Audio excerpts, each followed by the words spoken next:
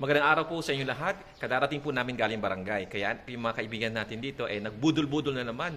Gusto daw po nilang bumisita sa isa sa mga falls dito po sa barangay, dito po sa bayan ng Agno. Ang falls po doon sa Kadalman. Kaya naman, samahan niyo po kami para makita po natin ang kagandahan ng lugar na ito. Tara! Oy! Oy! Oy! Andito na po kami ngayon sa Barangay Labang, sa Sitio Anapaw, sa Sitio Labang. Mali po bala. Andito po kami ngayon sa Barangay Bangan Oda, sa Sitio Anapaw.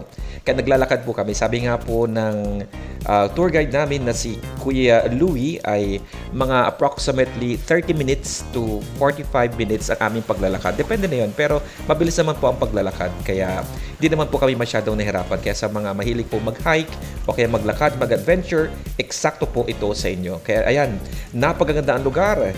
Marami po ang tubig ngayon dahil nga po umulan sa manadaang araw. At syempre, dahil nga umulan, marami pong lumot ang daan kaya dahan-dahan po kami sa pagkababa.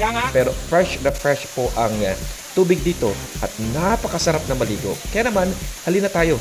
Bisitahin po natin ang Kadalman Falls dito sa bayan ng Agno.